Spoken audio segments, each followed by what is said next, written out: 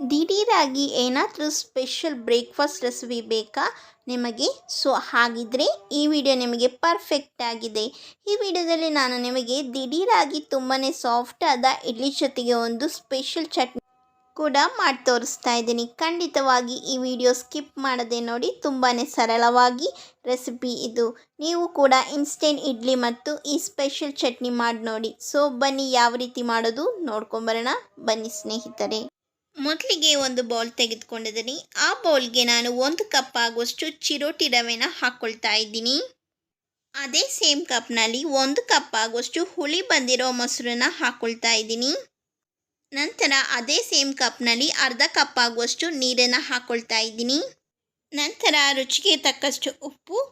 ನಂತರ ನಾನು 2 table spoon ಆಗುವಷ್ಟು ಎಣ್ಣೆನ ಹಾಕ್ಕೊಳ್ತಾ ಇದ್ದೀನಿ. ಈಗ ನಾನು 2 ರಿಂದ 3 ನಿಮಿಷಗಳ ಕಾಲ ಚೆನ್ನಾಗಿ ಕಲಿಸ್ಕೊಳ್ಬೇಕು. ಇಡ್ಲಿ ಹಿಟ್ಟು ಸ್ವಲ್ಪ ಗಟ್ಟಿಯಾಗಿದೆ. ಈಗ ಇದಕ್ಕೆ ಸ್ವಲ್ಪ ನೀರನ್ನು ಹಾಕ್ಕೊಳ್ತಾ ಇದ್ದೀನಿ. ಇಡ್ಲಿ ಹಿಟ್ಟಿನ ಹದದಲ್ಲಿ ಕಲಿಸ್ಕೊಳ್ಬೇಕು. ಕಲಿಸ್ಕೊಂಡಾಗಿದೆ. ಸುಮಾರು 10 ನಿಮಿಷಗಳ ಕಾಲ ರೆಸ್ಟ್ ಮಾಡೋಕ್ಕೆ ಬಿಡಬೇಕು. ಈಗ ಹಿಟ್ಟನ್ನು ನೆನೆಯಕ್ಕೆ ಬಿಡೋಣ.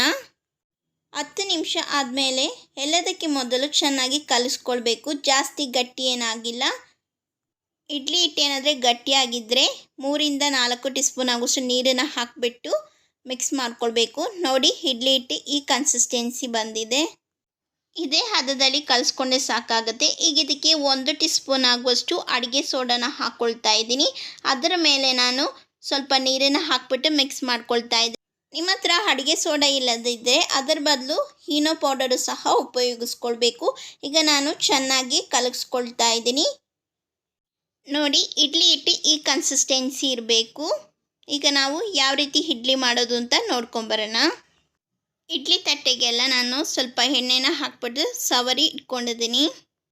ಈಗ ನಾನು ಇಡ್ಲಿ ಪ್ಲೇಟಿಗೆ ಹಿಟ್ಟನ್ನು ಹಾಕ್ಕೊಳ್ತಾ ಇದ್ದೀನಿ. ಈಗ ನಾನು ಕುಕ್ಕರ್ ಲಿಡ್ ಕ್ಲೋಸ್ ಮಾಡ್ತಾ ಇದ್ದೀನಿ.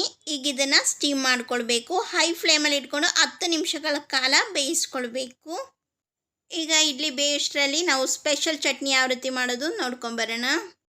ಇಲ್ಲೊಂದು ಮಿಕ್ಸಿ ಜಾರ್ ತೆಗೆದುಕೊಂಡಿದ್ದೀನಿ. ಈ ಮಿಕ್ಸಿ ಜಾರಿಗೆ ನಾನು 3/4 ಕಪ್ ಆಗುವಷ್ಟು ಹುರಿಗಡಲೆನ ಹಾಕ್ಕೊಳ್ತಾ ಇದ್ದೀನಿ. ಒಂದು ಸಣ್ಣ ಪೀಸ್ ಹುಣಸೆ ಹಣ್ಣು, 2 ರಿಂದ 3 ಹಸಿಮೆಣಸಿನ್ಕಾಯಿ ಕಟ್ ಮಾಡಿರೋದು. ನಿಮಗೆ ಎಷ್ಟು ಖಾರ ಬೇಕು ಅದರ ತಕ್ಕಂತೆ ಹಸಿಮೆಣಸಿನ್ಕಾಯಿನ ತೆಗೆದುಕೊಳ್ಬೇಕು. 6 ರಿಂದ 7 ಕರಿಬೇವಿನ ಎಲೆಗಳನ್ನ ಹಾಕ್ಕೊಳ್ತಾ ಇದ್ದೀನಿ. ಈಗ ರುಚಿಗೆ ತಕ್ಕಷ್ಟು ಉಪ್ಪನ್ನು ಹಾಕ್ಕೊಳ್ತಾ ಇದ್ದೀನಿ. ನಂತರ ನಾನು ಅರ್ಧ ಕಪ್ ಆಗೋಷ್ಟು ನೀರನ್ನು ಹಾಕಿಬಿಟ್ಟು ನುಣ್ಣಗೆ ರುಬ್ಕೊಂಡು ಬರೋಣ. ನೋಡಿ ಈ ರೀತಿ ರುಬ್ಬಿದ ನಂತರ ಸ್ವಲ್ಪ ಕೊತ್ತಂಬರಿ ಸೊಪ್ಪನ್ನು ಹಾಕ್ಬಿಟ್ಟು ಮತ್ತೆ ನಾನು ನುಣ್ಣಗೆ ರುಬ್ಕೊಂಡು ಬರ್ತೀನಿ. ನೋಡಿ ಸಖತ್ ಟೇಸ್ಟಿಯಾದ ಹೋಟೆಲ್ ಶೈಲಿಯ ಹುರಿಗಡಲೆ ಚಟ್ನಿ ರೆಡಿಯಾಗಿದೆ. ಈಗ ಇದನ್ನು ಪಕ್ಕಕ್ಕೆ ಇಟ್ಕೊಳ್ತಾ ಇದ್ದೀನಿ. ನೋಡಿ ಈಗ ರುಚಿಕರವಾದ ಬಿಸಿ ಬಿಸಿಯಾದ ಇಡ್ಲಿ ರೆಡಿಯಾಗಿದೆ. ಅಕ್ಕಿ ಉದ್ದಿನಬೇಳೆ ಹಾಕುವ ಅವಶ್ಯಕತೆ ಇಲ್ಲ. ನೋಡಿ ಎಷ್ಟು ಸಾಫ್ಟಾಗಿ ಇಡ್ಲಿ ಬಂದಿದೆ. ಅದರ ಜೊತೆಗೆ ಹೋಟೆಲ್ ಶೈಲಿಯ ಹುರಿಗಡಲೆ ಚಟ್ನಿ ಸಹ ರೆಡಿಯಾಗಿದೆ. ಈ ವಿಡಿಯೋ ನಿಮಗೆ ಇಷ್ಟವಾದರೆ ಲೈಕ್ ಮಾಡಿ, ಶೇರ್ ಮಾಡಿ. ನನ್ನ ಚಾನಲ್ ಇನ್ನೂ ಸಬ್ಸ್ಕ್ರೈಬ್ ಆಗಲಿದ್ದರೆ ಈಗಲೇ ಹೋಗಿ ಸಬ್ಸ್ಕ್ರೈಬ್ ಆಗಿ.